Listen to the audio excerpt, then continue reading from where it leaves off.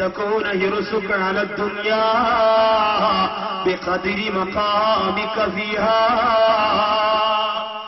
ഈ ദുനിയാവിൽ നിന്റെ കാലയളവ് എത്രയെന്ന് നീ ഒന്ന് ചിന്തിക്കുക. അൽ മൗതു നുസിബ ബൈന യദൈ, നിന്റെ മുമ്പിലാ മരണം സഹോദരാ, നിന്റെ തൊട്ടു മുമ്പിലാ മരണം സഹോദരാ. 1 വർഷം കൂടി ജീവിക്കുമെന്ന് ആഗ്രഹിക്കുന്നവര്, 2 വർഷം കൂടി ജീവിക്കുമെന്ന് ആഗ്രഹിക്കുന്നവര്, അടുത്ത പെരുന്നാൾ വരെ ജീവിക്കുമെന്ന് ബോധിക്കുന്നവര്, ഒന്നാമത് ജീവിത വിജയത്തിന്റെ ആമുഖമായി ലുഖ്മാനുൽ ഹകീം റളിയല്ലാഹു തആല പറഞ്ഞു കൊടുക്കുന്ന ഒന്നാമത്തെ ഇൽമെന്താ? ഈ ഭൗതികമായ ലോകത്ത് നീ എത്ര കാലം ജീവിച്ചിരിക്കുന്നുവോ അത്രമാത്രമേ നീ ആർത്തി കാണിക്കാവൂ എന്ന് പറഞ്ഞാ മക്കൾക്ക് വേണ്ടി ഒന്നും മാറ്റിവെക്കണ്ട എന്നോ, വീട് വെക്കണ്ടെന്നോ, വണ്ടി എടുക്കണ്ടെന്നോ, വസ്തു വാങ്ങിക്കണ്ടെന്നോ ഒന്നുമല്ല ഈ പറയും. അതൊക്കെ വേണം. പക്ഷെ അതിനൊക്കെ നമ്മുടെ മനസ്സിന്റെ അകത്ത് ഒരു കണക്കുകൂട്ടൽ വേണം. 100 കൊല്ലം ജീവിക്കാനുള്ള പണം കയ്യിൽ വെച്ചുകൊണ്ട് ജീവിക്കുന്ന മുസ്ലിം സമുദായത്തിലെ സഹോദരങ്ങളില്ലേ, 100 കൊല്ലം. ഡിസംബർ 31 വരാൻ പോവാ.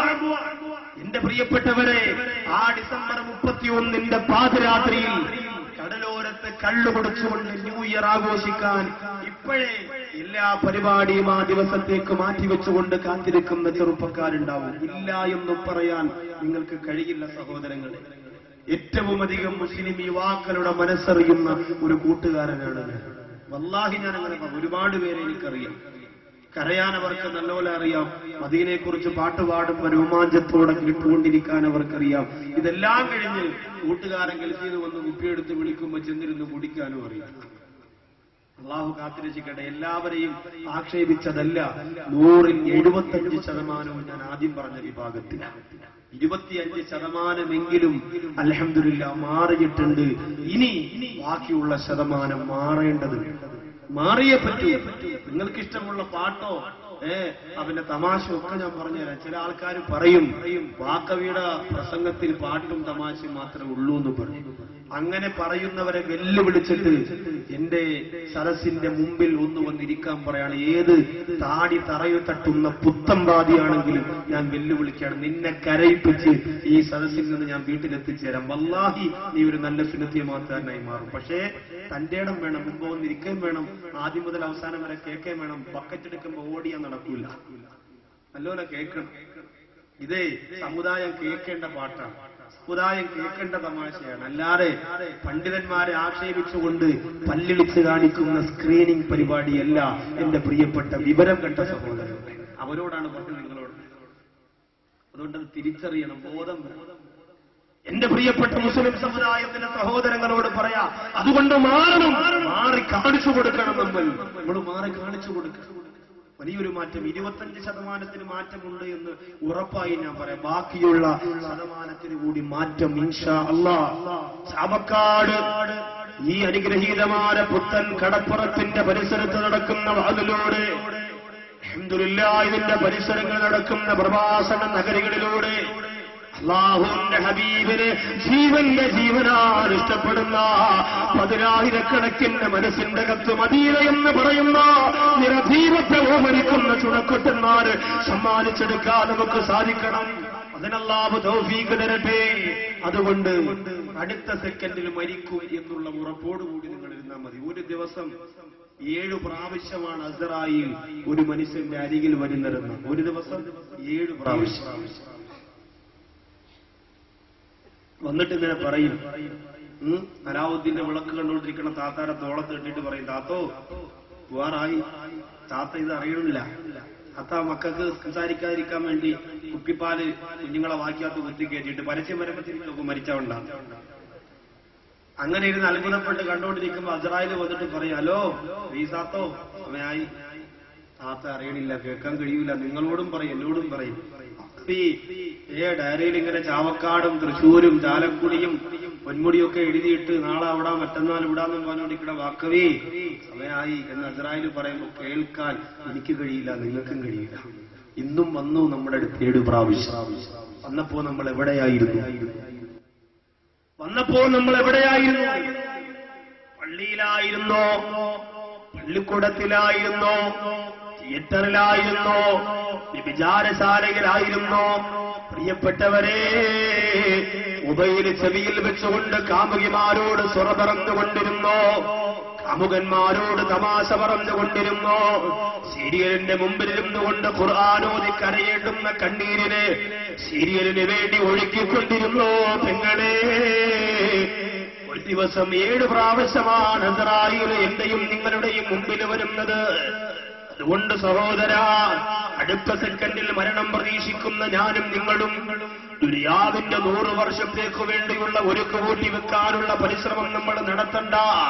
തൽക്കാലമുള്ള ജീവിതം കുറച്ച് ദിവസത്തേക്ക് അൽഹംദുലില്ലാഹ് ദാരിദ്ര്യമില്ലാതെ കഴിഞ്ഞുകൂടാൻ പറ്റുന്ന ഒരു സൗകര്യം, കുറെ ദിവസങ്ങളിലേക്ക് എന്റെ മക്കൾക്ക് പട്ടിണി വരാത്ത ഒരു സൗകര്യം, അതല്ലാതെ മറ്റുള്ള ആർത്തിയിലേക്ക് ഈ സമുദായത്തിന്റെ മനസ്സ് കടന്നു പോവല്ലേ. സെക്കൻഡുകൾ പോലെ മുല്ലപ്പെരിയാർ വീണ്ടും ഒന്ന് കുടുങ്ങിയിട്ട് ഒന്ന് പൊട്ടിയാൽ 4 ജില്ലകളാണ്. ഞാൻ മൂവാറ്റുപുഴ പ്രസംഗിക്കാൻ പോയപ്പോൾ ഒരു സഹോദരനോട് പറഞ്ഞതാ, ഉസ്താദേ മൂവാറ്റുപുഴ ജില്ലയായി പ്രഖ്യാപിക്കാൻ പോകുന്നു എന്ന് വാർത്ത കണ്ടു, ശരിയാണോ ഉസ്താദേ? ഞാൻ പറഞ്ഞു അതെ. ഉസ്താദേ, പെട്ടെന്ന് മൂവാറ്റുപുഴ ജില്ലയായി പ്രഖ്യാപിക്കാൻ വേണ്ടി നിങ്ങൾ ദുആ ചെയ്യണം. ഞാൻ പറഞ്ഞു അതെന്താ? അല്ല, അങ്ങനെ അത് ജില്ലയായാൽ മുല്ലപ്പെരിയാർ പൊട്ടുമ്പോ കുഴപ്പമില്ലല്ലോ, 4 ജില്ലക്കല്ലേ കുഴപ്പമുള്ളോ? എടാ, 4 ജില്ലയ്ക്ക് കുഴപ്പമുള്ളൂ, മൂവാറ്റുപുഴ ജില്ല ആകുമ്പോ കുഴപ്പമില്ല. എന്തൊരു അത്ഭുതകരമായ ചിന്തയാണത്. കാരണം അവൻ കഴിഞ്ഞത് പേര് മാറുമ്പോ ഈ പറയപ്പെട്ട ഗവൺമെന്റ് പറഞ്ഞ ജില്ലയ്ക്ക് മാത്രമേ പ്രശ്നം ഉണ്ടാവുള്ളൂ. അതുകൊണ്ട് മൂവാറ്റുപുഴ അതിൽ പെടാത്തത് കൊണ്ട് രക്ഷപ്പെടുമെന്നാ മൂപ്പര് കരുതിയിട്ട് ആ കസേര വന്ന് പെട്ടെന്ന് ഇറക്കിട്ടോ. പെട്ടെന്ന് സംഘാടകർ വേഗം ചെല്ല്. ഒരുപാട് പേരുണ്ടോ സംഘാടകരൊക്കെ? വേഗം ചെന്ന് റെഡിയാവണം, പെട്ടെന്ന് എല്ലാവർക്കും ഇട്ടുകൊണ്ട് നിരത്തി. അപ്പോ ദുനിയാവിൽ ജീവിക്കുമ്പോ അത് ദുനിയാവാണെന്ന ബോധം നമുക്ക് വേണം. ഇത് ദുനിയാവാണ് എന്ന് നമുക്ക് തോന്നുന്നു. ദുനിയാവെന്ന് പറഞ്ഞാൽ എന്താ? അല്ലാഹുവിന്റെ റസൂല് പറഞ്ഞതെന്താ? ദുനിയാ കന്തറത്തുൻ ഇലാ ആഖിറ. ദുനിയാവ് ആഖിറത്തിലേക്കുള്ള ഒരു പാലം മാത്രമാണ്. ദുനിയാവ് നമ്മൾ ആഖിറത്തിലേക്ക് പോകാനുള്ള ഒരു പാലം മാത്രമാണ്.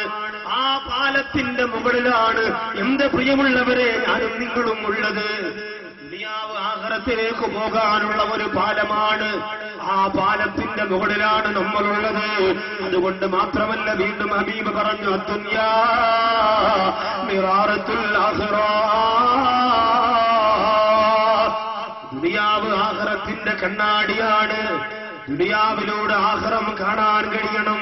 അതിനുവേണ്ടി മാത്രമുള്ള ഒരു കണ്ണാടിയാണ് ദുനിയാവെന്ന് ലോകത്തിന്റെ നായകർ പറഞ്ഞു തരുമ്പോൾ, വലമ്മൻ ഖലൽ അയ്യാമു മിൻ ദൂരി വഫലതി യമാലി മഅറൂഫിൻ വമാലി ദല്ലതി وهانا من الدنيا إلى الله رحلتي تفكرت في ذنبي وزللت دمعتي. ബഹുമാനപ്പെട്ട ഇമാമിന് അബ്ദുല്ലാഹി ആഫി റഹിമഹുല്ലാഹ് തന്റെ മരണം അടുത്തെത്തിയപ്പോൾ കണ്ണീരോടുകൂടി പാടുകയാണ്, അല്ലാഹുവേ, ദുനിയാവിന്റെ കളിത്തൊട്ടിൽ ഒരുപാട് ആഗ്രഹങ്ങളും ആർത്തികളുമായി കഴിഞ്ഞുകൂടിയവനാണ് ഞാൻ. എന്റെ ചിന്ത ഭൗതികമായ ലോകത്തിന് വേണ്ടി ഒരുപാട് പറഞ്ഞുവിട്ടവനാണ് ഞാൻ. അവസാനം തഫക്കറുതു ഫീ ദംബി വസിലൽതു ദംഅതി. എന്റെ പാപങ്ങളെ കുറിച്ച്, എന്റെ പാതകങ്ങളെ കുറിച്ച് ചിന്തിച്ചുകൊണ്ട് ഞാനിതാ പൊട്ടിക്കരയുന്നു എന്ന് ആരാ പറഞ്ഞത്? ചെറുപ്പക്കാരാ, രാത്രി സിനിമ കണ്ടവരല്ല, വ്യഭിചരിച്ചവരല്ല, മൊബൈലിന്റെ ഇത്തിരി വന്ന മെമ്പറെ കാർഡുകളെ കുറിച്ച് ഓർത്തുകൊണ്ട് പൊട്ടിക്കരഞ്ഞു പോരെങ്കിൽ കഴിയുന്നു.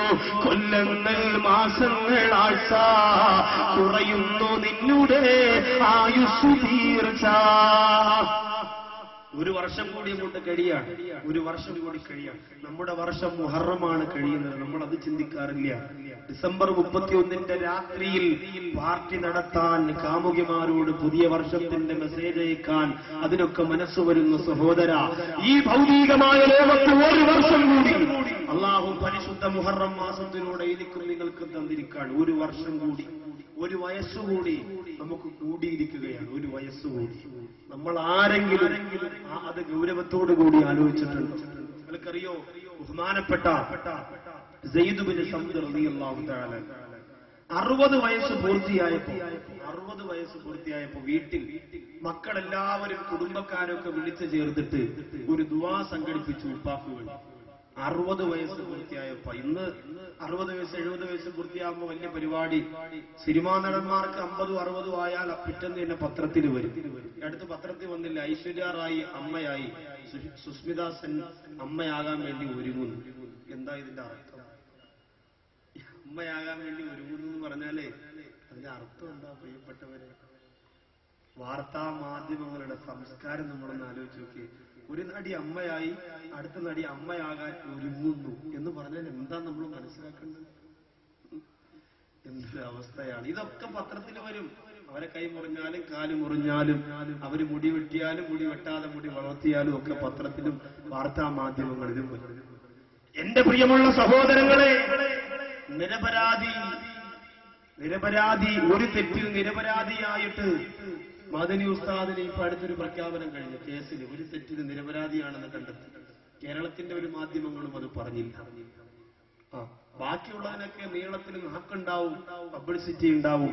അള്ളാഹു പടച്ചതമ്പുരാൻ ഉസ്താദിന് മോചനം കൊടുക്കട്ടെ. എന്നെ പഠിപ്പിച്ചാണെന്നല്ല മദനി ഉസ്താദിന് ഉസ്താദ് പറയുമ്പോൾ ഒന്നും അങ്ങനെ തരണ്ട. ഞാൻ BDP-കാരനും തീവ്രവാദിയും ഭീകരവാദിയൊന്നും അല്ല, അങ്ങനെ നിങ്ങൾ കരുതരുത്. മറിച്ച് മദനി ഉസ്താദ് എന്ന് പറയുന്ന ഒരു പണ്ഡിതൻ റമളാൻ മാസത്തിൽ അദ്ദേഹത്തെ വലിച്ചഴിച്ചു കൊണ്ടുപോയ സങ്കടം മനസ്സിന്റെ അകത്ത് നിന്ന് മാറാത്തത് കൊണ്ട് പറഞ്ഞു പോയത്.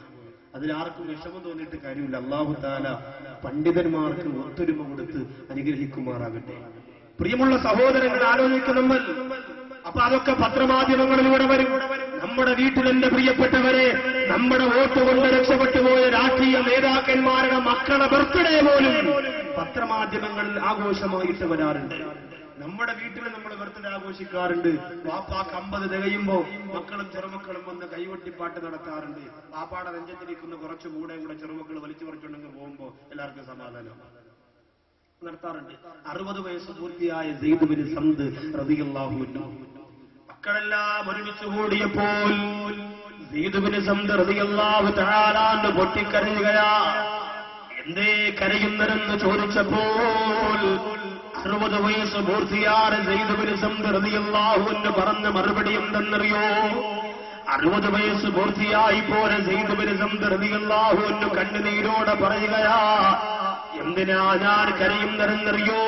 60 വയസ്സ് പൂർത്തിയാവുക എന്ന് പറയുമ്പോൾ എന്റെ ജീവിതത്തിൽ ദുനിയാവിൽ ഞാൻ ജീവിച്ച എത്ര ദിവസമാണെന്ന് ഞാനൊന്ന് കണക്കുകൂട്ടി നോക്കി.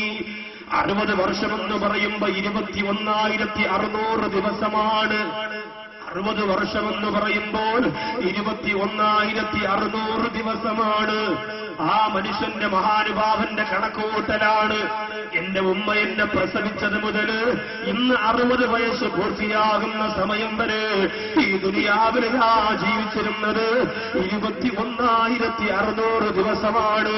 ഈ 21,600 ദിവസം ജീവിച്ചിരുന്ന ഞാൻ ഒരു ദിവസം ഒരു തെറ്റുവെച്ച് ചെയ്താൽ, ഒരു ദിവസം ഒരു തെറ്റുവെച്ച് ഞാൻ ചെയ്താൽ, ഇന്ന് ഞാൻ മരണപ്പെട്ടു പോയാൽ എന്റെ ഖബറിലേക്ക് എന്നെ കൊണ്ടുപോകുമ്പോൾ 21,600 തെറ്റുകളുമായി എന്റെ ഖബറിന്റെ അകത്ത് ഞാൻ പോകണ്ടേ? ഒരു ദിവസം ഒരു തെറ്റ് വെച്ച് ചെയ്താൽ 60 വയസ്സാണ് പ്രിയപ്പെട്ടവരെ, 21,600 തെറ്റാകുമെങ്കിൽ എന്റെ ചെറുപ്പക്കാരാ, നമ്മൾ ഒരു ദിവസം ഒരു തെറ്റ് ചെയ്യുന്നവരാണോ? ഒരു മണിക്കൂറിൽ ഒരു തെറ്റ് ചെയ്യുന്നവരാണോ? ഒരു മിനിറ്റിൽ ഒരു തെറ്റ് ചെയ്യുന്നവരാണോ?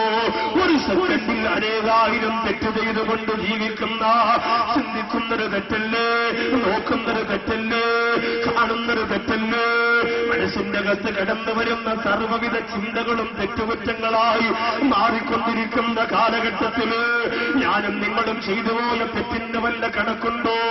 അതുകൊണ്ട് അടുത്ത സെക്കൻഡിൽ അവസാനിക്കാൻ പോകുന്ന ഭൗതികമായ ലോകത്തിന്റെ നെറുകയിൽ ജീവിക്കുന്ന പ്രിയപ്പെട്ട മുസ്ലിമേ, സമയം വളരെ കുറവാ. അടുത്ത റമദാനാകട്ടെ, അടുത്ത നബിദിനമാകട്ടെ, നാളത്തെ പ്രസംഗം കഴിയട്ടെ എന്ന് പറഞ്ഞ് മാറ്റിവെക്കാൻ സമയങ്ങളില്ല. ലഹുൽ ഉറങ്ങിക്കിടക്കുന്നവൻ കാണുന്ന സ്വപ്നം, അതാണ് ദുനിയാവ്. ഉറങ്ങിക്കിടക്കുന്ന ഒരാൾ കാണുന്ന ഒരു സ്വപ്നം, അതാണ് ദുനിയാവ്. ഇത് യറാഫി മനാമിഹിമായ സുറുവമായ യക്റഹുവ ബൈനമാഹു വകദാലിക ഇൻദബഹ. അവൻ ഉറക്കത്തിൽ സ്വപ്നം കാണുന്നു, സന്തോഷമുള്ളത് കാണുന്നു, സങ്കടമുള്ളത് കാണുന്നു. ഉറക്കത്തിൽ അവൻ സ്വപ്നം കാണുന്നു ചാവക്കാട് തിരുവത്രക്കടുത്ത് ഉള്ള സഹോദരൻ, സൈക്കിൾ പോലും അവന് ചവിട്ടാൻ അറിഞ്ഞുകൂടാ. അവൻ സ്വപ്നം കാണുന്നു അൽ ഇത്തിഹാദ് ഫ്ലൈറ്റ് അവൻ തന്നെ ഓടിച്ചുകൊണ്ട് എയർപോർട്ടിൽ നിന്ന് അബുദാബിയിലേക്ക് ഇങ്ങനെ പോകുന്നൊരു സ്വപ്നം കാണുക. തിരുവത്രയ്ക്ക് മുകളിലെത്തിയപ്പോൾ വണ്ടി ഒന്ന് താഴേക്ക് ഇറക്കിയിട്ട് കൂട്ടുകാരെ വിളിച്ചിട്ട് കൈയൊക്കെ കാണിച്ചു പോകുന്നത് ഉറക്കത്തിൽ കിടന്നവൻ ഇങ്ങനെ സ്വപ്നം കാണുക. കണ്ണു തുറക്കുമ്പോൾ അവൻ കിടക്കുന്ന കട്ടിലിന്റെ മൂട്ടയുടെ കടിയേറ്റ് കണ്ണു തുറക്കുമ്പോൾ ചാടി എഴുന്നേറ്റ് നോക്കാം, അല്ലാഹുവേ എത്ര നല്ല സ്വർഗതുല്യമായ സ്വപ്നമായിരുന്നു. BSI സൈക്കിൾ പോലും ഇല്ലാത്തവന്റെ സ്വപ്നമാണ്. നമുക്കും സ്വപ്നം ധാരാളമുണ്ടല്ലോ. തിരുവത്രയിലെ സഹോദരി പോയി രാത്രി കിടന്നുറങ്ങുമ്പോൾ സ്വപ്നം കാണുന്നു തന്റെ ഭർത്താവ് ഡീൽ ഓർ ലോഡിയിൽ പങ്കെടുത്തുകൊണ്ടിരിക്കുകയാണ്.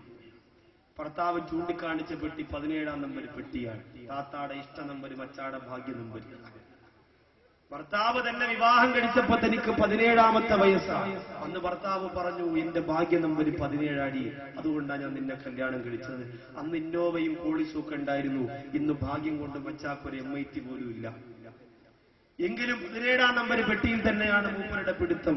സഹോദരി ഇങ്ങനെ ഉറക്കത്തിൽ കിടന്ന് ആ പെട്ടി തുറക്കട്ടെ, 50 ലക്ഷം അതിനകത്തുണ്ടെങ്കിൽ മോളെ കല്യാണം, അതിലുപരി വലിയ ലക്ഷക്കണക്കിന് രൂപയുടെ വിലപിടിപ്പുള്ള വാഹനം ഇരുന്ന് പോണത് കാണുമ്പോ അഭിമാനമാണ്. അങ്ങനെ ഒരുപാട് മനസ്സിൽ ഇങ്ങനെ കിനാവ് കാണുകയാണ്. അവസാനം പ്രിയമുള്ളവരെ 17-ാം നമ്പർ പെട്ടി തുറക്കുമ്പോ 50 ലക്ഷമാണ്. കണ്ണു തുറന്ന് നോക്കുമ്പോ താത്ത പേടിച്ച് തുറന്ന് നോക്കുമ്പോ കൂതറ കയ്യിൽ കൊടുത്ത് അടുത്ത് മച്ച കിടന്ന് ഉറങ്ങുന്നു. 50 ലക്ഷത്തിന്റെ പ്രിയ വില പോലുമില്ലാതെ ഊർക്കം വലിച്ച് അടുത്ത് കിടന്നുറങ്ങുന്നു. തലേ ദിവസം പട്ടിണിയാണ്. ഈ കടയെല്ലാം നമ്മുടെ മനസ്സ് പറന്നുപോയി. ഈ സ്വപ്നം ഇത് മാത്രമാണ് ദുനിയാവ്. എത്ര വലിയ ഉപമയാണത് ആലോചിച്ചോക്കെ. ഇതാണ് ദുനിയാവ്. അതുകൊണ്ടല്ലേ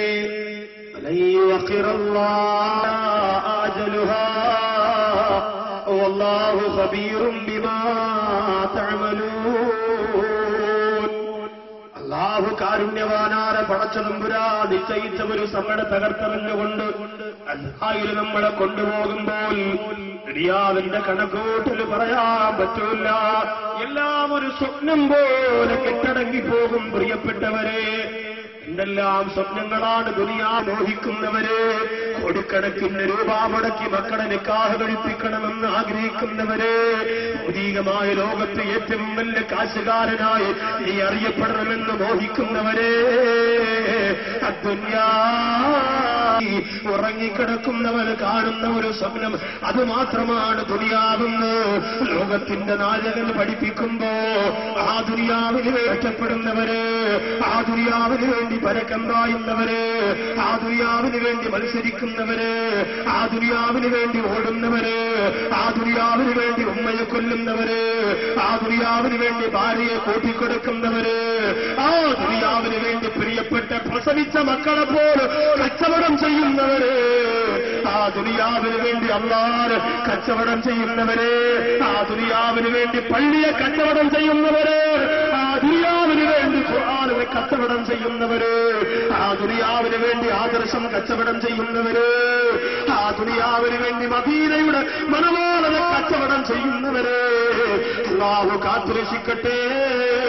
ഭൗതികമായ ലോകത്തെ സെക്കൻഡുകൾക്കുള്ള ജീവിതത്തിന് വേണ്ടി അല്ലാഹുവിനെ മറന്നുകൊണ്ട് നൊന്ത് പ്രസവിച്ച ഉമ്മാന്റെ ഉദരത്തിനകത്ത് കടാരകയറ്റ മനസ്സ് കാണിക്കുന്ന യുവത്വമേ, അടുത്ത സെക്കൻഡിൽ അവസാനിക്കുന്ന ദുനിയാവിന് വേണ്ടി കൂട്ടുകാരൻ കൊണ്ടുവന്നതിന് കൂടിയ ബിസ്കിയുടെ കുപ്പി കൊണ്ട് ഈ ചാലക്കാട് പരിസരത്തുള്ള കടപ്പുറത്ത് പോയിരുന്ന് പഴുപ്പുള്ള കാറ്റടിക്കുമ്പോ ആ കുപ്പി പൊട്ടിച്ച് കൂട്ടുകാരന്റെ കൂടെ ചേച്ച് പറന്ന് പിടിക്കുന്നവര്, ഇന്നലെ ആലുവ എന്ന് പറയുന്ന സ്ഥലത്ത് ഒരു വലിയ ആക്സിഡന്റ് സംഭവിച്ചിട്ട് 23 വയസ്സുകാരനായ നിസ്കാരത്തടമ്പുള്ള ചെറുപ്പക്കാർ ഇന്നും വളരെ സീരിയസ് ആയി മരണമാണോ ജീവിതമാണോ എന്നറിയാറ് ആശുപത്രിയുടെ ഒബ്സർവേഷനിൽ കിടക്കുമ്പോ പുറത്ത് കഥമ്പണി പോലും വാങ്ങിയിട്ട് പ്രിയപ്പെട്ട കുടുംബക്കാരെ കണ്ണുനീരോടെ മയ്യത്തുമാകാൻ കാത്തിരിക്കുമ്പോ എന്റെ പ്രിയപ്പെട്ട ചെറുപ്പക്കാരാ, എന്റെ തലച്ചോറിന്റെ വെള്ളം പറ്റിപ്പോയെന്തേ പൊന്നുപോലെ അല്ലാഹുവെ പേടിക്കണമടാ.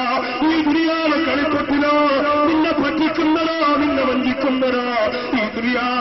അവസാനം നിന്നെ തോൽപ്പിക്കും പോലെ നിന്റെ മയ്യത്ത് നരകത്തിന്റെ കുഴിയിലേക്ക് വലിച്ചെറിയുമ്പോ കൈവട്ടിച്ചിരിക്കുന്ന കൂട്ടുകാർ നിനക്കെന്തിനാ?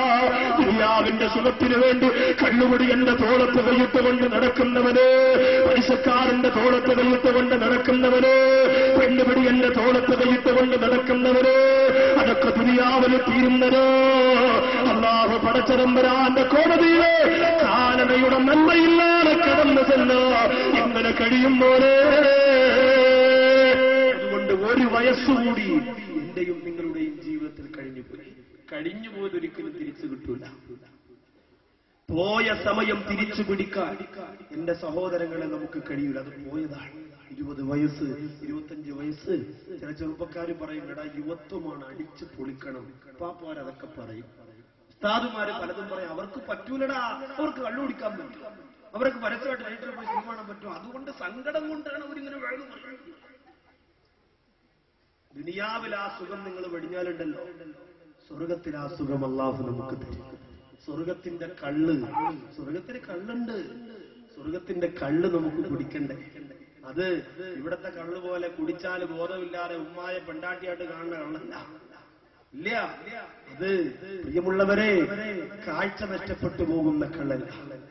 അത് ഉമർ ബിൻ ഖത്താബ് റളിയല്ലാഹു അൻഹു ഇസ്ലാമിലേക്ക് കടന്നു വരുന്നതിന് മുമ്പ് ഏറ്റവും അധികം ആസ്വദിച്ചത് കള്ളുകുടിച്ചാണെങ്കിൽ, ഇസ്ലാമിലേക്ക് വന്നതിന് ശേഷം ഏറ്റവും അധികം ആസ്വദിച്ചത് രാത്രി തൗബ ചെയ്ത് പൊട്ടിക്കരഞ്ഞുകൊണ്ടായിരുന്നു. ആ നന്മ എന്റെ യുവാക്കളുടെ മനസ്സിലേക്ക് ഞാൻ ഇട്ടുതരികയാണ്. ഒരു മാറ്റം വേണം.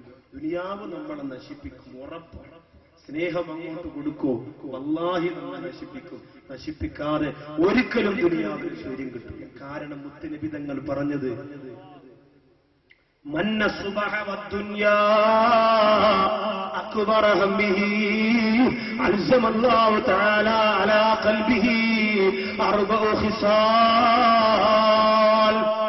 ആഖിറത്തെക്കാളും ദുനിയാവിന് ആരെങ്കിലും സ്ഥാനം കൊടുത്താൽ,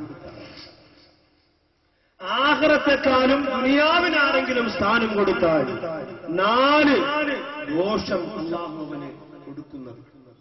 ദുനിയാവിന് ഏറ്റവും അധികം സ്ഥാനം കൊടുക്കുന്ന ആരെങ്കിലും ഇവിടെ ഉണ്ടെങ്കിൽ അല്ലാഹു നിങ്ങൾക്ക് 4 കാര്യം അള്ളാന്റെ ഔദാര്യമായിട്ട് തരും. ദുനിയാവിന് നിങ്ങൾ പ്രേമിക്കുന്നത് കൊണ്ടാണ്.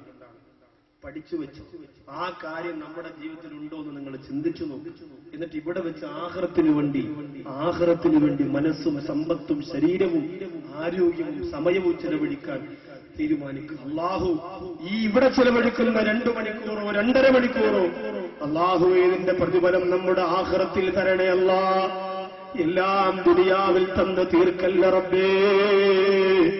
ഈ വലിയ മജ്ലിസ് ആഖിറത്തിന് വേണ്ടി പ്രതിഫലം തരുന്ന മജ്ലിസാക്കണേ അല്ലാ. ഒരുപാട് തെറ്റു ചെയ്യുന്ന സഹോദരിമാര് സഹോദരങ്ങളൊക്കെയുണ്ട്. പടച്ചവരെ, ഈ 2.5 മണിക്കൂർ പരിസരത്ത് ചെലവഴിക്കുന്ന നമ്മുടെ സമയത്തിന്റെ പ്രതിഫലം നാളെ ആഖിറത്തിന്റെ നന്മയാക്കി മാത്രം നിങ്ങൾക്ക് തരണേ അല്ലാ. അതാണ് ഏറ്റവും വലുത്. എല്ലാം ദുനിയാവിന് വേണ്ടി ചോദിച്ചാൽ ദുനിയാവിന് മാത്രമേ കിട്ടൂ, ആഖിറത്തിനൊന്നും കിട്ടൂല. അതുകൊണ്ടാണ് ഏറ്റവും നല്ല ദുആ അല്ലാഹുവിന്റെ റസൂൽ പഠിപ്പിച്ച ഏറ്റവും നല്ല ദുആ ഏതാ? ഇന്നു മുതൽ ആ ദുആ ചെയ്യണം. ഏറ്റവും നല്ല ദുആ റബ്ബനാ ആതിനാ ഫിദ്ദുനിയാ ഹസന വഫിൽ ആഖിറതി ഹസന. റബ്ബനാ ആതിനാ ഫിദ്ദുനിയാ, ദുനിയാവിൽ ഹസന നന്മതാ അല്ലാഹ്, വഫിൽ ആഖിറതി ആഖിറത്തിലും ഹസന നന്മതാ അല്ലാഹ്. ചില ആൾക്കാർ അറബ് അറിഞ്ഞാത്തോണ്ട് ദുആ ചെയ്യുന്ന റബ്ബനാ ആതിനാ ഫിത്ന എന്നാണ് പറയുന്നത്. റബ്ബനാ ആതിനാ ഫിത്ന എന്ന് പറഞ്ഞാൽ അല്ലാഹു ലോകത്തുള്ള എല്ലാ ഫിത്നയും എനിക്ക് തരണേ അല്ലാഹ്. അതുകൊണ്ട് മലയാളം പുസ്തകം മാത്രം പഠിച്ചാൽ പോരാ, വല്ലപ്പോഴും ഒക്കെ ഉസ്താദുമാരും പള്ളിയിലൊക്കെ പറയണ നസീഹത്തൊക്കെ കേൾക്കണം. എങ്കിലും നമ്മുടെ ജീവിതത്തിൽ ചെറിയ ചെറിയ മാറ്റങ്ങൾ ഉണ്ടാവും. മൊയിലാര് വയറു വീർപ്പിക്കാൻ പറയുന്നു എന്ന ഒരു വാക്ക് പറഞ്ഞിട്ട് പുറം തള്ളിക്കളയുമ്പോൾ നമുക്ക് നഷ്ടപ്പെടുന്നത് വലിയ വലിയ ഇൽമുകളാണ്. റബ്ബനാ ആതിനാ ഫിദ്ദുനിയാ ഹസന, ദുനിയാവിലെ നന്മതാ, വഫിൽ ആഖിറതി ഹസന, ആഖിറത്തിൽ നന്മതാ. അല്ലാഹുവിന്റെ റസൂൽ പഠിപ്പിച്ച ഏറ്റവും നല്ല ദുആ. ആ ദുആ ചെയ്യാൻ അല്ലാഹു തൗഫീഖ് തരട്ടെ. അപ്പോ ദുനിയാവിനെ ഏറ്റവും അധികം സ്നേഹിക്കുന്നവർക്ക് 4 നഷ്ടങ്ങളാണുള്ളത്. ഒന്നാമത്തരെന്താ?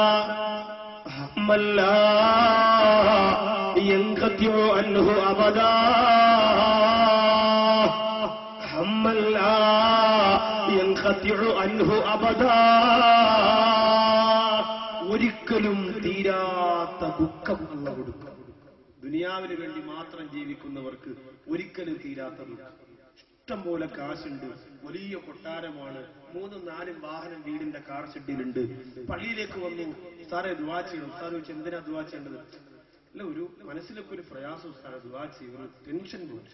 അത് പറയാം, അൽഹംദുലില്ലാഹ് അല്ലാഹ് മാറ്റി തരട്ടെ, ദുആ ചെയ്യും. അതുപോലെ ആ തിരുവത്രയുടെ പരിസരത്ത് 100 രൂപയും 150 രൂപയും ദിവസം കിട്ടുന്ന കൂലിവേലയ്ക്ക് പോയ പാവപ്പെട്ടവൻ വീട്ടിൽ വന്ന് വൈകുന്നേരം കുളിച്ചൊരുങ്ങി ഒരു ലൈറ്റും കഴുത്ത് ഐഷ പാപ്പച്ച് പള്ളി പോവാ എന്നൊക്കെ പറഞ്ഞ് ലൈറ്റ് കൊടുത്തോണ്ട് പള്ളിയിലേക്ക് വരിക. വന്നുടനെ ഉസ്താദിനെ കണ്ടു, ഉസ്താദേ ദുആ ചെയ്യും. ഉസ്താദ് ചോദിച്ചു എന്തിനാ ദുആ ചെയ്യേണ്ടത്? അല്ലാഹു തആല തന്ന ഈ അനുഗ്രഹങ്ങൾ ഇങ്ങനെ നിലനിന്ന് പോകാൻ വേണ്ടി ഉസ്താദ് ദുആ ചെയ്യും. ഉസ്താദ് ചോദിച്ചു മനസ്സിന് വിഷമമൊന്നുമില്ലല്ലോ? എനിക്കൊരു വിഷമമില്ല. വളരെ സന്തോഷമാണ്. ഇത് പറയുന്നത് ദിവസം 120 രൂപയ്ക്ക് ജോലി ചെയ്യുന്ന സഹോദരൻ, 120 കോടി രൂപയുടെ ആസ്തിയുള്ളവനോ മനസ്സിന് ടെൻഷനാണ്. എന്തുകൊണ്ട്? കാശുകാരെ കുറ്റം പറഞ്ഞതല്ല. ഈമാനുള്ളവന് കാശുണ്ടെങ്കിൽ അതുകൊണ്ട് അവന് വലിയ നേട്ടമാണ്. ഈമാൻ ഇല്ലാത്തവന് കാശുണ്ടെങ്കിൽ അതുകൊണ്ട് അവന് വലിയ കോട്ടം. അപ്പോ ഈ പ്രിയപ്പെട്ട സഹോദരന്റെ മനസ്സിന്റെ ടെൻഷൻ അത് അല്ലാഹു തആല ദുനിയാവിനെ പ്രേമിക്കുന്നവർക്ക് മാത്രം കൊടുക്കുന്നതാണ്. നമ്മുടെ ഇടയിലെ ചില ആൾക്കാരുണ്ടല്ലോ, ഭാര്യ ഭർത്താവിനോട് പറയിക്ക വല്ലാത്ത ടെൻഷൻ, നമുക്കൊന്ന് ബീച്ചിൽ പോയി ഇരുന്നിട്ട് വന്നാലോ. അങ്ങനെ ഭർത്താവ് പറയും ഞാൻ നിന്റെ അടുത്ത് ചോദിക്കാൻ വേണ്ടി ഇരുന്നതാ, എത്ര ദിവസം കൊണ്ട് ഞാൻ ടെൻഷൻ അടിച്ചാകെ, എന്താണെന്നറിയില്ലടി മനസ്സിന് വല്ലാത്ത വിഷമം. അങ്ങനെ രണ്ടുപേരും കൂടി മക്കളെയും കൊണ്ട് ബീച്ചിൽ പോവാ. മക്കള് ഫുട്ബോൾ കളിച്ചുകൊണ്ടിരിക്കുന്നു, താത്ത ഐസ്ക്രീം കുടിച്ചുകൊണ്ടിരിക്കുന്നു. ഇക്ക എവിടെ നിന്ന് ചോദിക്കുമ്പോ ഇക്ക ഇങ്ങനെ ആകാശത്തിലേക്ക് നോക്കി നെടുവീർപ്പിട്ട് ഇങ്ങനെ ഇരിക്കുക. ഇനി എന്ന് രക്ഷപ്പെടാ, കാശൊക്കെ ശരിക്കുണ്ട്, എന്തോന്നറിയില്ല, ഒരു വിഷമം. ആ വിഷമം എന്താണെന്നറിയോ? ദുനിയാവിനോട് പ്രേമം നിനക്ക് കൂടുതലാണ്. ആ വിഷമം അള്ള തരുമെന്ന് പറഞ്ഞത് അനിമിതങ്ങൾ, പിന്നെ തരാതിരിക്കും. ആകാശത്തിലേക്ക് നോക്കണം, ശരി, ആകാശത്തിലേക്ക് നോക്കിയാൽ 10 നന്മ കിട്ടുമെന്ന് ഉസാലി ഇമാം പറഞ്ഞിട്ടുണ്ട്. അല്ല ഹിക്മത്തു ഫീ മഖ്ലൂഖാത്തില്ല എന്ന് പറഞ്ഞ നല്ലൊരു കിതാബുണ്ട്, നല്ല ഗ്രന്ഥമാണ്. ആകാശത്തിലേക്ക് നോക്കിയാൽ 10 നന്മ അള്ളാഹുവിന് കൊടുക്കുന്ന. അതിലൊന്നാമത്തത് യൻസിഉൽ ഹമ്മ വൽ ഗമ്മ, അവന്റെ ദുഃഖം അള്ളാഹ് മാറ്റി കൊടുക്കുന്നു. അതുകൊണ്ടാണ് വിഷമം വരുന്നവരൊക്കെ അള്ളാഹ് പറഞ്ഞ നേരെ മുകളിലോട്ട് നോക്കാം. ആകാശത്ത് നോക്കുമ്പോൾ ദുഃഖം മാറും. ഇപ്പൊ എല്ലാവരും മുകളിലോട്ടൊന്ന് നോക്കും. ഇപ്പൊ നോക്കണോണ്ട് കുഴപ്പമില്ല, അത് കഴിഞ്ഞു പോകുമ്പോൾ നോക്കിക്കൊണ്ട് പോകാതിരുന്നാൽ മതി. ചിലപ്പോ കയറി ഇറങ്ങുള്ള കാക്കട്ടെ. വീട്ടിൽ വെറുതെ ടെറസിന്റെ മണ്ടയിലൊക്കെ ഇരിക്കുമ്പോ പെണ്ണുമുള്ള വെറഞ്ചായൊക്കെ ഇട്ട് കപ്പലിന്റെ കൂടെ തരുമ്പോ കഴിച്ചുകൊണ്ട് ടെറസിന്റെ മണ്ടയിലൊക്കെ ഇരുന്ന് ആകാശത്തേക്ക് നോക്കിയാൽ നന്മയാണ്. 10 നന്മ ആകാശം നോക്കിയാൽ കിട്ടുമെന്ന് പറഞ്ഞില്ലേ? ആകാശത്തിന്റെ നിറം പോലെ ലോകത്ത് വേറൊന്നിനും നിറമില്ല, വേറൊന്നിനുമില്ല. ആകാശത്തിന് മാത്രമേ നിറം കൊടുത്തിട്ട്. എന്തൊരു അത്ഭുതമാണ് അത്. നോക്കുമ്പോ മനസ്സിന് ആകാശത്തെ കുറെ നേരം നോക്കിക്കൊണ്ടിരിക്കുമ്പോ മനസ്സിന് വല്ലാത്ത സന്തോഷം. ദുഃഖമല്ല പെട്ടെന്ന് മാറ്റിത്തരും. അതുകൊണ്ട് ദുഃഖിച്ചിരിക്കാൻ എങ്ങനെയാണ് അവന് സാധിച്ചു പോയത്? അവൻ ആഖിറമല്ല വലുത്, ദുനിയാവാണ് വലുത്. വല്ലാഖിറതു ഖൈറുൻ വഅബ്ഖാ, ആഖിറമല്ലേ എന്നും ശേഷിക്കുന്നതും ശാശ്വതമായതും ആഖിറമല്ലേ. അതുകൊണ്ട് മറക്കണ്ട മുസ്ലിമേ, പണത്തിന് വേണ്ടി മാത്രം ജീവിക്കുന്നവർക്ക് അല്ലാഹു ദുഃഖം ഉറപ്പായും കൊടുക്കുന്നതാ. ഉറപ്പായും അള്ള ദുഃഖം കൊടുക്കുന്നതാ. ലോകത്തിന്റെ നായകന്റെ പൊന്നുമോൾ ഫാത്തിമ ബീവി റളിയല്ലാഹു അൻഹ, ലോകത്ത് ഇന്ന് വരെ ഏതെങ്കിലും ഒരു പെണ്ണ് ഏറ്റവും കുറഞ്ഞ സാമ്പത്തികത്തിൽ ജീവിച്ചിട്ടുണ്ടോ? അത് ലോകത്തിന്റെ നായകന്റെ പൊന്നുമോൾ ഫാത്തിമ ബീവി റളിയല്ലാഹു തആല അൻഹയോളം എത്തിയ വേറൊരു പെണ്ണ് ലോകത്തില്ല. ഏറ്റവും അധികം കഷ്ടപ്പെട്ട മഹദി, ഏറ്റവും അധികം പട്ടിണി കിടന്ന മഹദി, ജീവിതത്തിന്റെ നൊമ്പരം ജോലികളായി വന്നപ്പോ കൈ പൊട്ടി രക്തമൊഴുകി എന്ന് ചരിത്രം പറഞ്ഞ മഹദി, തന്റെ കുഞ്ഞുങ്ങൾക്ക് കൊടുക്കാൻ മാറിടത്തിൽ പാല് വറ്റിയിട്ട് രക്തം പുറത്തു വന്നുപോയ മഹദി. അല്ലാഹു ആ മഹദിയുടെ ഖബർ കാണാൻ നമുക്ക് തൗഫീഖ് തരട്ടെ. അവര് കിടക്കുന്ന സ്വർഗത്തിന്റെ പരിമളമെങ്കിലും ആസ്വദിക്കാൻ അല്ലാഹു പടച്ചതമ്പുരാൻ ഈ സ്ത്രീ സമൂഹത്തിന് തൗഫീഖ് കൊടുത്ത് അനുഗ്രഹിക്കട്ടെ. അവരൊന്നും മറക്കാൻ പാടില്ല സഹോദരിമാരെ. നമുക്കൊന്നും അവരെയൊന്നും ഓർമ്മയില്ല, നമുക്കൊന്നും അവരെയൊന്നും ചിന്ത പോലുമില്ല. മറക്കരുത്. ആ മഹദി കഷ്ടപ്പെട്ട പോലെ കഷ്ടപ്പെട്ടത് ആരാ ലോകത്ത്? ആ മഹദി എന്റെ പ്രിയപ്പെട്ടവരെ സന്തോഷിച്ചതുപോലെ ലോകത്തൊരു പെണ്ണും സന്തോഷിച്ച് ജീവിച്ചിട്ടില്ല. കാരണം എന്തേ? ദുനിയാവല്ല അവരുടെ മോഹം, ആഖിറമായി. അവരെ പോലെ നമ്മളൊന്ന് മോഡലാക്കി, അവരെ പോലെ ഒരു സ്ഥലത്ത് ഞാൻ പ്രസംഗത്തിന് ഫാത്തിമ ബീവിയുടെ പാട്ടിട്ടിരുന്ന ആ സ്റ്റേജിൽ ദിൽ ഹേ ഫാത്തിമ ഡിസ്കോ ഫാത്തിമ. എന്ത് ഫാത്തിമയാ? ഡിസ്കോ ഫാത്തിമയാ. റസൂലുള്ളാഹിയുടെ പൊന്നുമോളെ പേര് പറഞ്ഞിട്ടുള്ള പാട്ടാ. വേറെ സ്ഥലത്ത് കേട്ടതാ, ചാന്ത് തീരന്തക്ക് ഹബീബ് കി പ്യാർ കി ജന്നത്ത് കി റാണി ഹമാരേ ഫാത്തിമ. ഇതാണെങ്കിൽ ഇത് തീർന്നോടനെ യോ യോ. അതിപ്പോ പുതിയതാ. താരാട്ട് പാടുന്ന ഉമ്മയിൽ ലായില എന്നുള്ള പറഞ്ഞിട്ട് യോ യോ എന്ന് പാടിയെങ്കിലും കുഞ്ഞുറങ്ങോളൂ. പുതിയ ഇൻഷൽ ഇറങ്ങി. എന്റെ സഹോദരങ്ങളെ, ഇത് ആരുടെ പാട്ടിന്റെ കളിയാണ്? ലോകത്തിന്റെ നായകൻ ആ മഹദി ലോകത്തിലൊന്ന് വിട പറയാൻ പോകുമ്പോൾ അലി റളിയല്ലാഹു അൻഹുവിന്റെ മടിത്തട്ടിലേക്ക് തലവെക്കുമ്പോൾ ഫാത്തിമ റളിയല്ലാഹു തആല അലി റളിയല്ലാഹു അൻഹുവിന്റെ ഭൂമുഖത്ത് നോക്കിയിട്ട് പറഞ്ഞതെന്താ? ലോകത്ത് ഏറ്റവും അധികം സന്തോഷിച്ച പെണ്ണ് ഞാനാണ് അലിയേ. കണ്ടോ സഹോദരിമാരെ, ആഖിറം ഒരുപാട് പ്രതീക്ഷിച്ചുകൊണ്ട് കഴിഞ്ഞാൽ എത്ര ദിവസം പട്ടിണി കിടന്നാലും ആ സങ്കടം നമ്മൾ അറിയൂല. ആഖിറം ഒരുപാട് പ്രതീക്ഷിച്ചുകൊണ്ട് കഴിഞ്ഞാൽ ദുനിയാവിൽ എത്ര നൊമ്പരം വന്നു പോയാലും എത്ര പ്രതിസന്ധി വന്നു പോയാലും മനസ്സ് തകർന്നു പോയില്ല. അതുകൊണ്ട് ദുനിയാവിനെ മാത്രം മോഹിക്കുന്നവരെ ഒന്നാമത് അല്ലാഹു നിങ്ങൾക്ക് തരുന്നത് ദുഃഖമാണ്. ഭർത്താവ് ഗൾഫിൽ നിന്ന് വന്ന 2 ദിവസത്തെ സന്തോഷം കഴിയുമ്പോ വീണ്ടും പെണ്ണിന് ദുഃഖം വരികയാണ്, സഹോദരങ്ങൾക്ക് ദുഃഖം വരികയാണ്, ഉമ്മാക്ക് ദുഃഖം വരികയാണ്. മക്കൾ ഒരുപാട് സമ്പാദിച്ച് വോട്ടിയെങ്കിലും ഉമ്മാടെ ദുഃഖം മാറുന്നില്ല. വലിയ കൊട്ടാരം വെച്ചിട്ട് മക്കളുടെ ദുഃഖം മാറുന്നില്ല. ആ ദുഃഖം മാറണമെങ്കിൽ വല്ലാഹിറതു ഖൈറുൻ വഅബ്ഖാ. ആഖിറത്തിന് സ്ഥാനം കൊടുക്കുമ്പോഴാണ് ദുഃഖം മാറുന്നത്. ദുനിയാവിന് വേണ്ടി ജീവിക്കുന്നവർക്ക് രണ്ടാമത് അള്ളാഹു കൊടുക്കുന്ന പണിഷ്മെന്റ് ഒരിക്കലും തീരാത്ത ജോലി കൊടുക്കുക. 1 തീരാത്ത ദുഃഖം, 2 തീരാത്ത ജോലി. എന്നും ജോലിയാ. നൈറ്റ് ഡ്യൂട്ടി, ആ ഡ്യൂട്ടി, ഈ ഡ്യൂട്ടി എല്ലാം ചെയ്ത് പൈസ ഉണ്ടാക്കല് തന്നെ. പക്ഷെ സുഖിക്കാനുള്ള യോഗമില്ല.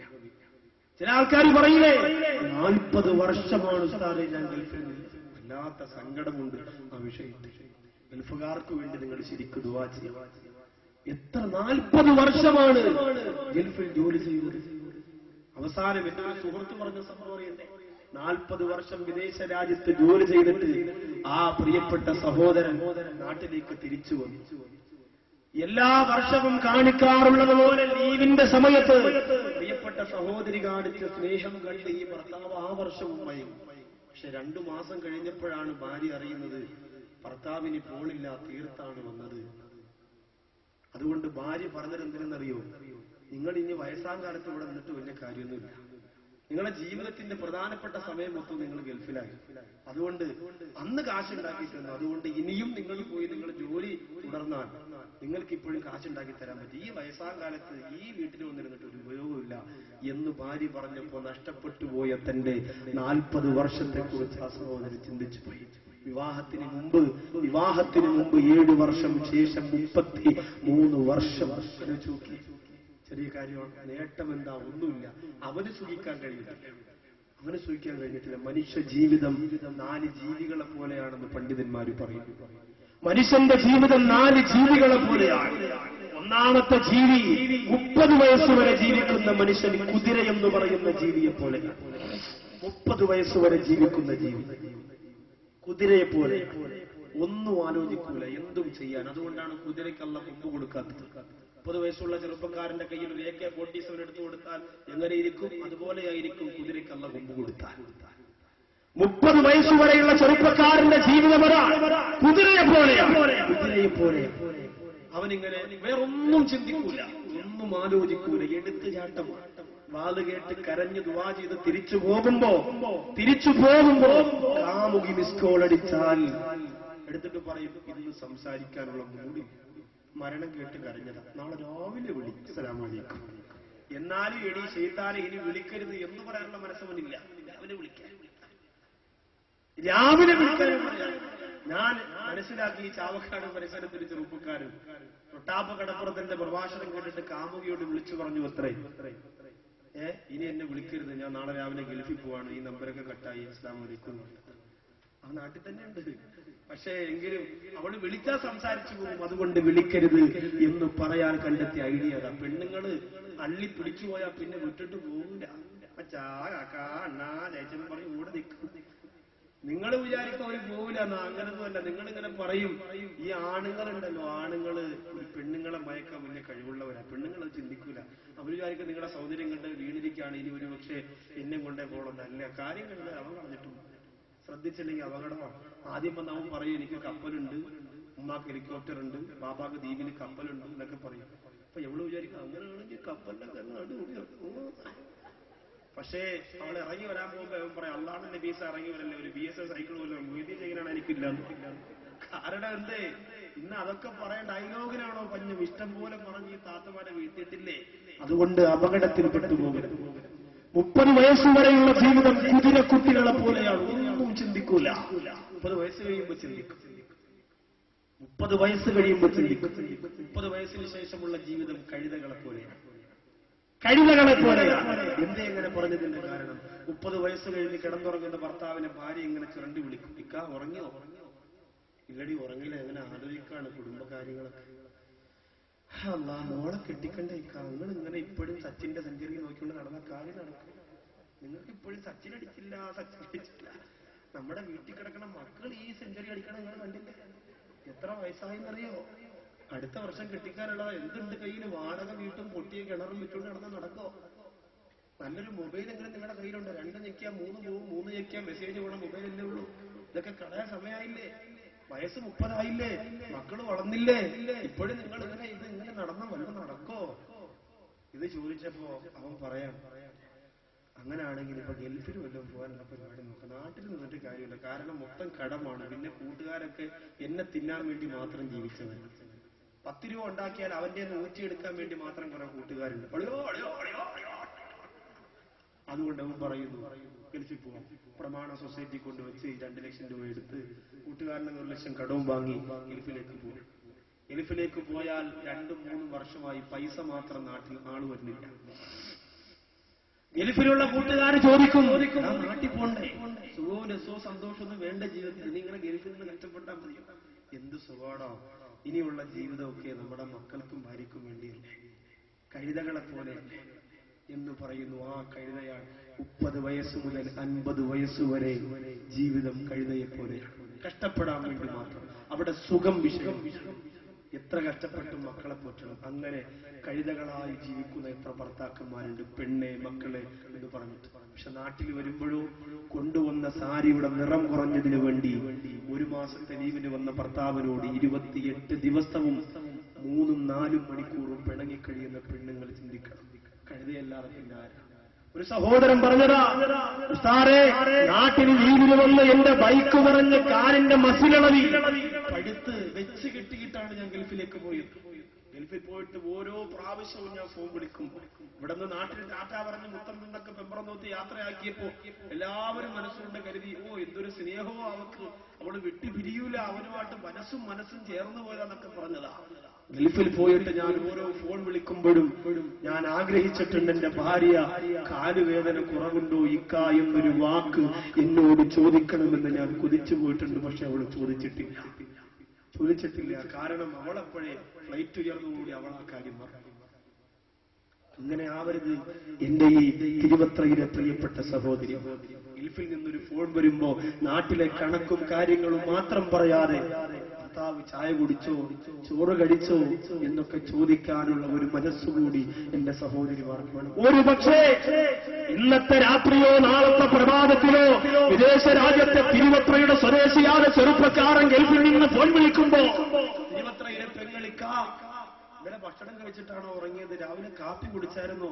കുളിച്ചോ? എന്തൊക്കെയുണ്ട് വിശേഷം? ഇങ്ങനെയൊക്കെ സുഖവരം ചോദിക്കുമ്പോ ഒരു പക്ഷേ ഫോൺ ഒരു ചെവിയിൽ വെച്ച് മറ്റേ കൈ കൊണ്ട് അവൻ ചിലപ്പോ കണ്ണുനീര് തുടക്കുന്നുണ്ടാകും. എന്റെ ഭാര്യക്ക് എന്ത് പറ്റി? എന്നെ കുറിച്ചൊക്കെ തിരക്കാണ്. വല്ലപ്പോഴും അതൊക്കെ ചോദിക്കണം സഹോദരിമാരെ. അതുകൊണ്ട് ജീവിതം കഴുതകളെ പോലെ 30 വയസ്സ് മുതൽ 50 വയസ്സ് വരെ. 50 വയസ്സ് കഴിഞ്ഞാലോ 50 വയസ്സ് കഴിഞ്ഞാൽ പ്രിയമുള്ളവരെ പിന്നെ ജീവിതം ഏതുപോലെയാണ്? പണ്ഡിതന്മാര് പറയുന്നു നായകളെ പോലെയാണ്. 50 വയസ്സ് മുതൽ 70 വയസ്സ് വരെ ജീവിക്കുന്ന ഉമ്മ ഉപ്പ, നിങ്ങളുടെ ജീവിതം നായകളെ പോലെയല്ലേ? അതെന്തേ ഉസ്താദേ അങ്ങനെ പറഞ്ഞത്? നായ എന്ന് പറഞ്ഞത് എന്താ? നായയുടെ ജോലി എന്താ? കാവല് കിടക്കൽ. 50 വയസ്സ് കഴിഞ്ഞ ഉപ്പാക്കും ഉമ്മാക്കും ഇന്നത്തെ ജോലി എന്താ? മക്കളുടെ വീട്ട് കാവൽക്കാരൻ, വീട്ടു ജോലി ചെയ്യുന്ന. കുഞ്ഞുങ്ങളെ നഴ്സറി കൊണ്ടുപോകണമെങ്കിൽ മക്കളെ പാപ്പയുടെ അടുത്ത് പറ്റുന്ന പറയാം, നഴ്സറി കൊണ്ടാക്കി തരാൻ പറയാം. അങ്ങനെ ഉപ്പാപ്പയാണ് ആ മക്കളെ എന്ന് പറഞ്ഞ് പിടിച്ച് നഴ്സറി കൊണ്ടാക്കുന്നത്. എവിടെ പോയ അസനാരാക്ക? മക്കളെയും കൊണ്ട് നഴ്സറി പോയതാ. മോളെവിടെ ഇല്ല? ഓ മോളുണ്ട്, അവള് അലാവുദ്ദീന്റെ വിളക്ക് കണ്ടുകൊണ്ടിരിക്കുക. ഇങ്ങനെ പോവാൻ ഉപ്പാപ്പയുടെ ജോലിയാണ്. മോൻ വിളിച്ചു പറയണു, ഹലോ പാപ്പല്ലേ, വാപ്പച്ചിയല്ലേ? അതെ, എന്താ മോനെ, കണ്ടിട്ട് ഒരുപാട് നാളായല്ലോ. ഞാൻ ഇവിടെ ഇല്ലായിരുന്നു, അപ്പൊ ബാംഗ്ലൂരായിരുന്നു. നാളെ ഞാൻ മദ്രാസിലേക്ക് പോവാണ്. അതുകൊണ്ട് വീട്ടിൽ തേങ്ങയൊക്കെ ഇട്ടിരിക്കുകയാണ് തെങ്ങിന്ന് പുരയിടത്തില്. അപ്പൊ അതുകൊണ്ട് അതെല്ലാം കൂടി ആ പഴയ വെയിറ്റ് ഷെഡിലേക്ക് എടുത്തിട്ടിരിക്കുകയാണ്. മാറ്റാൻ സമയം കിട്ടില്ല. അതുകൊണ്ട് വാപ്പ ഇന്നു മുതൽ അവിടെ പോയി കിടക്കണം. കാരണം കള്ളന്മാരും ഒന്ന് തേങ്ങ എടുത്തുകൊണ്ട് പോകാതിരിക്കാൻ വേണ്ടി വാപ്പച്ച് അവിടെ പോയി കിടക്കണം. വാപ്പ പറയും, ശരി മോനെ, ഉത്തരവ് പ്രഭു, കേട്ടേ പറ്റൂ. കാവൽ നായ. എത്ര ഉപ്പമാര് ചിലപ്പോ ഇത് പറയുമ്പോ കരയുന്നുണ്ടാവും. ശരിയാവസ്ഥാനെ, എന്റെ മോൻ ആ പരിഗണന പോലും എനിക്ക് തരുന്നില്ല. കള്ളനെടുത്തു കൊണ്ടുപോയ തേങ്ങ ഞാനാണിപ്പറന്ന് പറഞ്ഞ് എന്റെ തലയ്ക്ക് പിടിച്ച് ചെവർന്നിരിക്കുന്ന മക്കളെ ഓർത്ത് പൊട്ടിക്കരയുന്ന ഉപ്പമാർ ഒരു പക്ഷെ ഇവിടെ ഉണ്ടാവില്ല. അള്ളാഹു കാത്തുരക്ഷിക്കട്ടെ. അങ്ങനെ ഉണ്ടെങ്കിൽ ഈ കടലിന്റെ തിരമാലകളുടെ ശാപം നിങ്ങൾക്കുള്ളതാണ്, ആ മക്കൾക്കുള്ളതാണ്. അപ്പോ 70 വയസ്സ് വരെയുള്ള ജീവിതം നായയെപ്പോലെ. അത് കഴിഞ്ഞാൽ പിന്നെയുള്ള ജീവിതം മൂങ്ങയെപ്പോലെയാണ്. നമ്മുടെ നാട്ടിൽ മൂങ്ങ എന്ന് പറയുന്ന 2 ഉണ്ടക്കണ്ടൊക്കെ ഉള്ള വലിയ മൂങ്ങയെ പിടിച്ചു കൊടുത്താൽ കാശ് കിട്ടുന്ന ഒരു സമയം ഇപ്പൊ ഈ അടുത്ത പത്രത്തിലൊക്കെ വന്നിരുന്നു. ഒരു വലിയ മൂങ്ങ, പ്രത്യേകിച്ച് അതിനെന്തോ ഒരു പേര് പറയും. എല്ലാവരും പിന്നെ അതന്വേഷിച്ച് നടക്കലായിരുന്നു. വല്ലതും കിട്ടിയിരുന്നെങ്കിൽ രക്ഷപ്പെട്ടു പോയതിന്റെ ജീവിതം എന്ന് പറഞ്ഞ ഉള്ള കിളിയൊക്കെ ലൈറ്റ് അടിച്ചു നോക്കൊക്കെ വരും. അപ്പൊ മൂങ്ങ അതിന്റെ ജോലി എന്താ? അതുപോലെ ഒരു ചെറിയ മൂങ്ങല് മാത്രമേ ഉണ്ടാവുള്ളൂ മൂങ്ങയുടെ ജീവിതത്തിൽ, വേറെ ശബ്ദങ്ങളൊന്നുമില്ല. 70 വയസ്സ് കഴിഞ്ഞ ഉപ്പ വീട്ടിന്റെ അകത്ത് സാരി കൊണ്ട് മറച്ച ബെഡിൽ ഇങ്ങനെ കിടക്കാണ്. കാരണം മലമൂത്ര വിസർജനമൊക്കെ കടന്നുകൊണ്ട അങ്ങനെ കിടക്കുമ്പോൾ അള്ളാഹു അത്തരം അവസ്ഥയെ തൊട്ട് നമ്മെ കാത്തിരക്ഷിക്കട്ടെ. അത് വന്നാൽ ആരും കാണൂല പ്രിയപ്പെട്ടവരെ. മക്കൾ വെറുക്കുന്ന ചെറുമക്കൾ മൂക്കുപുത്തിയിട്ട് ചവിട്ടിക്കളഞ്ഞിട്ട് അടുത്തൂടെ നടന്നു പോകുന്ന സങ്കടമുള്ള രംഗം.